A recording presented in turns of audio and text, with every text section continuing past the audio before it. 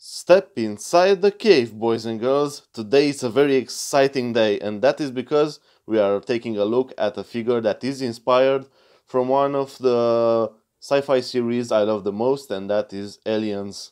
So today we will be talking about Neca's Sewer Mutation Warrior Alien.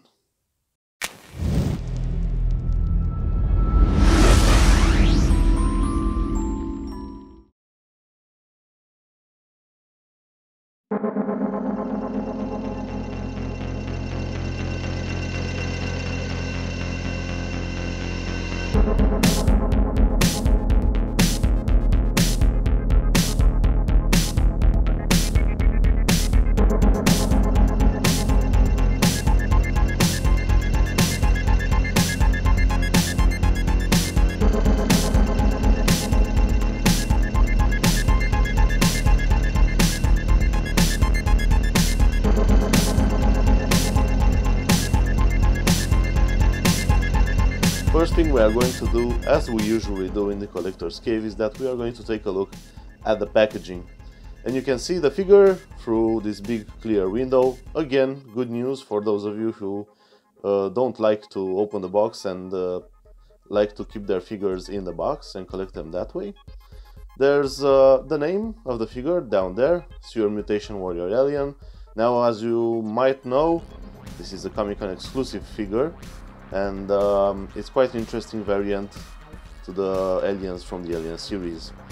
The back we have a short story giving us some hints and giving us some information about this type of alien, the Sewer Mutation.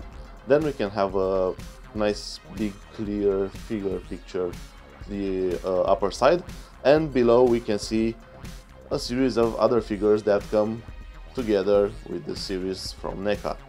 Overall, pretty nice packaging, I would say, and it's about time we get in the box, open this alien and have a closer look.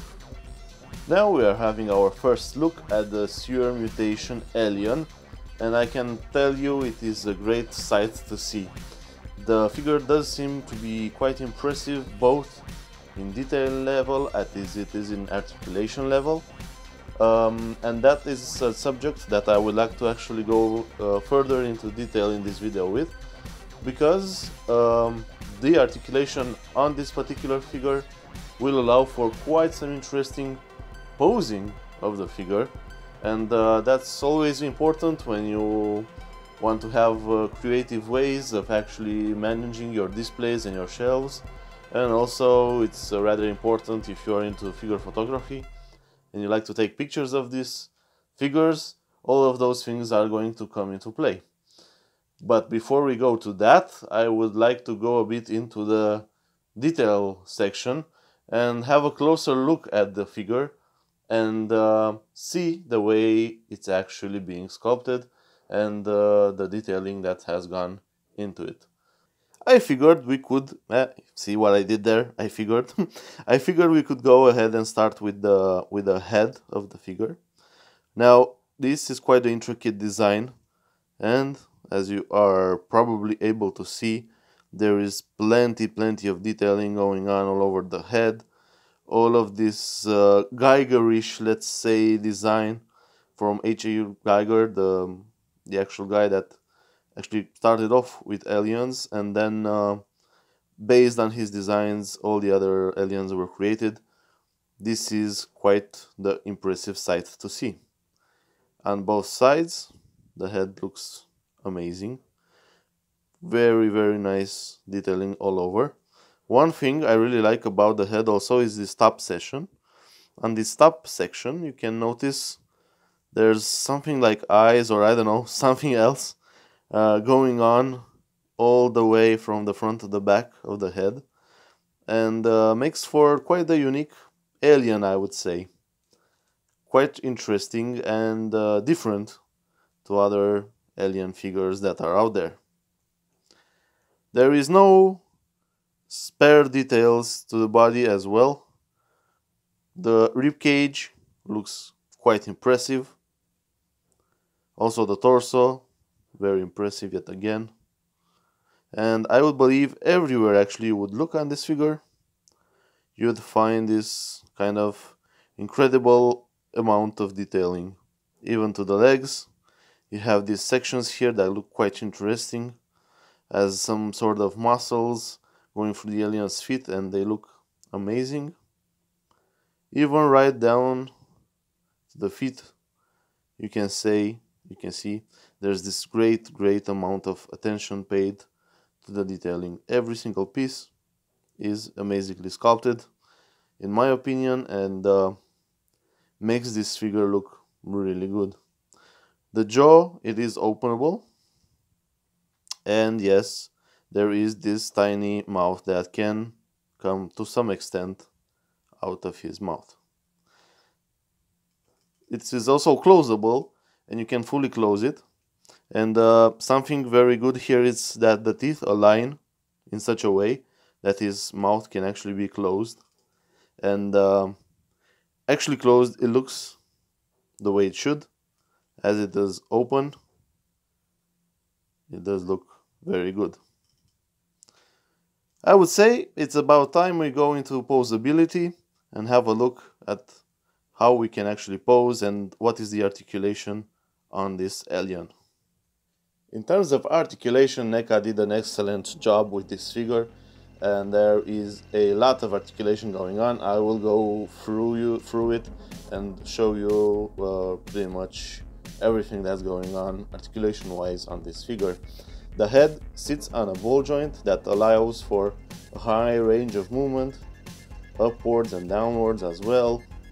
Very nice movement in the way the Neca actually created this neck on this alien figure, so you can pose it in many ways. Going to the arms, near the shoulders, we have those universal ball joints that you might be actually familiar with by now. They go all the way, you can rotate it all the way. There are also some upward and downward movement, not too much as it is a bit hindered by the shape of the torso here, but nonetheless there is movement available, and it goes without saying the same for both the arms. Also, again, the upward and downward movement a bit hindered by the way the torso is sculpted right there. The hands do have double hinges in the elbows, which again allows for great posability, and there is also rotation here, and this is available for both of the arms, double hinged right there. So that's about the arms. Okay, let's go a bit right here to the end, to the palms actually. The hands are rotatable, and they can rotate all the way. Both hands rotate all the way. Also, there's 4 fingers on each hand, and as you might notice, the top 2 fingers actually have a hinge, which allows you to move it and change the position of the hand. And that's quite the interesting feature, especially when you're trying to pose this figure in such a way that maybe his front hands will go to the ground and make some kind of four-limb movement display or picture. Of course, this is available for both of the arms. Both have the hinge on the 2 superior fingers, let's say them like that. Going to the torso, there is movement. There is a ball joint here with very less restriction. You can actually move it around quite easily, and this is very nice. Also a very good thing for posing. Feet are again universal ball joints. There's also swivel, so you have quite a nice range of movement here in its legs. That's quite nice. It's going to be very helpful when you try to actually pose this figure. Down to his knees, we have again double joints, so there's double jointed knees on both of his legs, right there. And down to his feet, we have quite interesting thing. As it goes with the hands, the main front 2 toes, let's say this time, they're actually movable. They have a hinge, so they do move up and down. And let's not forget the tail, as this figure has this impressively long tail. It does have a rotation near the base of the figure. But not only that, it has this kind of bendy wire within the tail, which actually allows you to bend it and pose it the way you would like. And that's very good because in this way the tail will keep the shape and the form you want to use if you're trying to display the figure. So we are starting off with something more of a basic pose, let's say here, for an alien figure. What I did notice is because of his big tail, he does tend to be a bit top heavy, and in this regard, in order to make him stable on both of his feet, staying upward like this, one trick to do it is to actually use the tail as a third standing point, so you could actually make it stable. And actually I think it's rather well in this way, so you won't have problem with it falling down or anything like that. This is your classic alien pose, I'd say. Most of the aliens I've seen around were actually posed this way, and I think it looks rather good. And overall, why not a great pose if you want to actually spare some space and maybe have more aliens around? You could probably do such a pose. Quite the standard look, but nonetheless it looks amazing, and it's a great way to actually display your aliens. Another cool posing idea about this alien figure would have to actually make him sit in this kind of crunched way. It will lower the height of the figure, but it will place it in such a more interesting pose. And something I like to observe here, it's that because it has those toes on a hinge, you can get like this kind of sweet way of actually bending his feet and actually being able to be stable. And that's quite interesting. I like the way his heel stands up here and the way the feet actually looks like in this position. Again, I had to use the tail to actually be able to make a stable pose so the figure wouldn't actually fall off. And I do believe like this is quite a true cool way to actually display your aliens. And why not? Because this type of figure gives you so much articulation and so much ways you can actually play with it, let's say, and you can actually display it in various ways. Looking to the fact that his head has such a wide motion range and that it can be lowered so much to his back, actually gave me the idea that this figure could actually be posed somewhat with something similar to a dog alien or something on all fours, and that's just what I did. And the result, it was quite satisfying, I would believe. Now this has become yet again the coolest way you can display one of these aliens. I think this is the way I will display him on my shelf in my own collection, and pretty much the favorite way, the favorite look for this Sewer Mutation Alien from Neca that I found until now.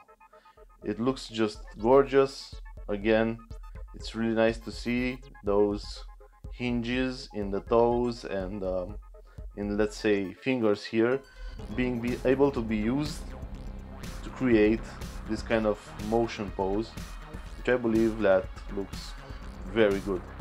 Another thing I like about posing this alien this way is that you can see those eye-like type of detailing that's on his head right here, and that's really showing off having him in this position. Again, I believe this is the favorite pose, my most favorite pose I could find for this alien, and I believe this actually will be the way I will be displaying him in my collection. Overall, I do believe Neca did an excellent job with this alien, as I believe they do with most of their aliens. I will try to bring you some more figures from the Alien series on your screens. And until we do that, I do believe this is quite the good looking figure. So don't forget, if you do like what's happening on the Collector's Cave channel, do click that subscribe button. Do try to follow up with all the new videos that we are coming your way really soon. And do share some of your opinion and experiences with your figures in the comment sections down below. So until next time, keep on collecting